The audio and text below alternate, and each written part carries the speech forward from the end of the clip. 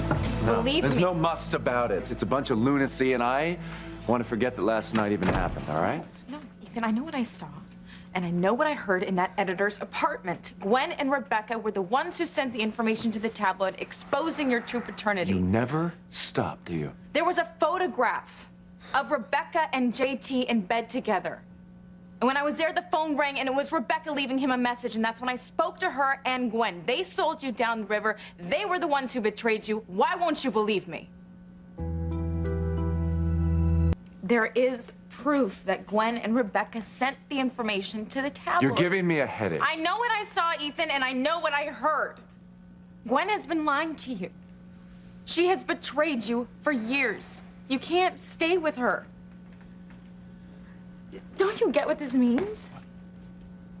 It means that our dream can finally come true, Ethan. We can finally be together. You know, I really should have had the crane jet turn around and take me home. Haven't you been listening to what I'm listening to the ravings of a mad woman. No. Yeah, Teresa, forget about it. I don't believe you. And I'll tell you why I don't believe you. And why I can't believe you. Because there's not one shred of proof to back up anything that you're saying. Gwen's my wife. I'm staying with her. And what about the truth? Because the truth came out tonight. What, do you think that I'm lying to you about this? You lie to me? No. Are you kidding me? Every other word that you have said to me has been a lie, No, Teresa. it's not about this, Ethan. Not about us. What do you want me? You want me to swear on a stack of Bibles that I'm telling you the truth? Because I will, Ethan. You've got to believe me. All right, look. I do believe you. I don't think you're lying. I don't. I believe that you think you're telling me the truth. Okay, but I think that this is one of your fantasies. Just another one of your fantasies, No. Teresa. Teresa, think about it. Okay? You think you're telling me the truth, but you were drinking a hell of a lot at that hotel when that man picked you up. That man is JT Cornell, the editor of the tabloid who knows the truth. And you were drinking at the club, and you were drinking at the apartment. And there were drugs, too. Yes, Teresa, I saw the damn drugs. And I told you I had a sip of that drink, and then I poured it into his. And before? At the club? Oh, he could have drugged you then, too. Isn't that possible? You were with him all night. No. Teresa, admit it. Come on, it's possible. You were half looped when I saw you at that apartment. And everything you saw and everything you heard could have been the result of an alcohol or drug-induced fantasy. It was real. I know that you will do just about anything to make your obsession about us a reality. I know this. And if you add drugs and you add alcohol, you could probably convince yourself that anything is true.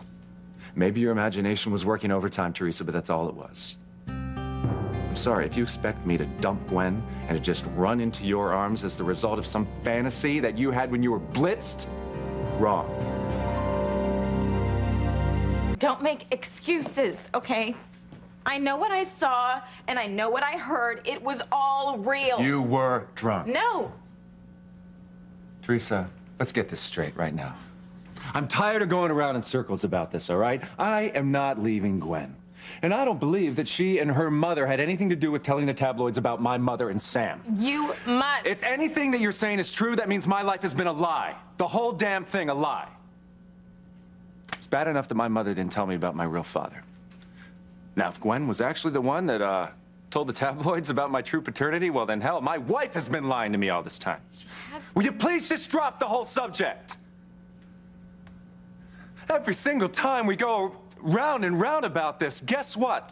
It's like a knife through my heart. Do you know that? I know how painful this is. But Gwen, she's robbed us of our life together, Ethan. I'm not gonna let her rob us of any more time together. Let's just assume for a second that you're right. Do you really think I'm gonna dump Gwen and just run right into your arms knowing that the lengths that you go to get your own way? What kind of man wants a woman like that? That's not fair. Teresa, you're different. You're totally different. You've changed. Where's that innocent girl I knew years ago? She's still here, Ethan. It's just that these situations, Ethan, they just forced her to grow up really, really fast. And everything that I've done, everything that I am, everything that I have become is all directed toward this shining goal, the day that I right that terrible wrong. And Ethan, that day has come.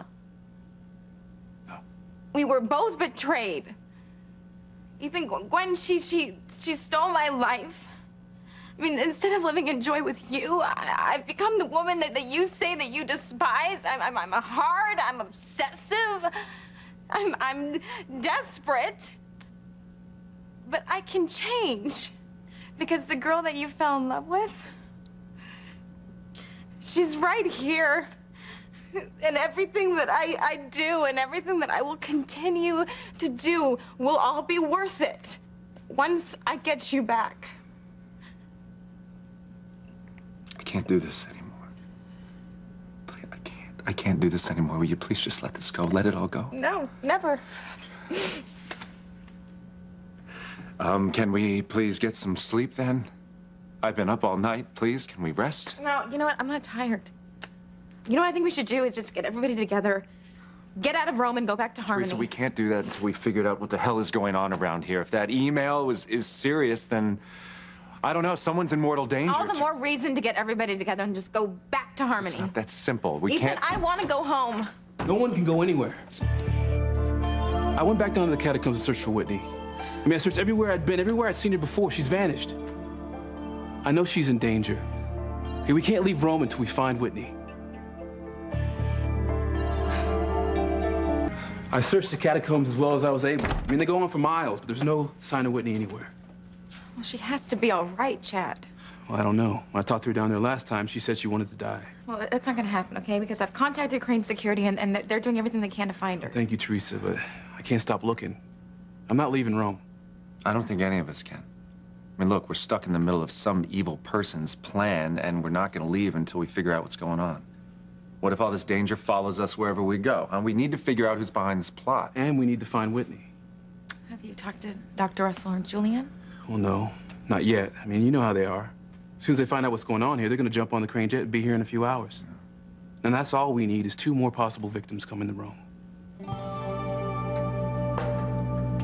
I can't sit here in some fancy hotel room. Okay, let's do something. Whitney is out there somewhere. What if she's hurt? Let's go out there and search for her. Chad, where? Come on, you searced the entire catacombs. We can't just go running off all over Rome without a strategy. We got to be careful about this, because whoever's behind this is evil. Well, I knew Whitney was answering to somebody when I saw her down in the catacombs. I mean, she would never have gone off on the deep end like this without someone pushing her. Oh, wait a minute. Maybe someone brought Whitney here knowing full well that you'd follow. Someone used her as bait to lure you here to Rome. I mean, we all have that similar story. Except Fancy. Exactly. And that worries me, because if Luis is right, it could be her very lack of reason to be here that makes her a prime target. Look, that's too convoluted for me. Okay, who could be behind this? I mean, if you're right, we've all been put in this dangerous situation on purpose, like we're puppets on a string. I mean, this is all so sick. Why would anybody want to do this? You know, if I didn't know better, I'd say it was Alistair. Okay, that's impossible. He's in a coma. Yeah, and I mean, I moved him to that nursing home where he's being watched 24 hours a day, so... Well, it couldn't be Alistair.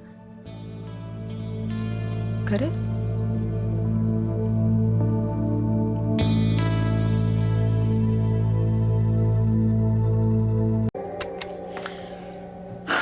Well, there's no change in his condition, so... The doctor's sure about that? Yeah, he just checked on him, and they said he's still in a coma. That's it. There's no way Alistair is the mastermind behind this evil.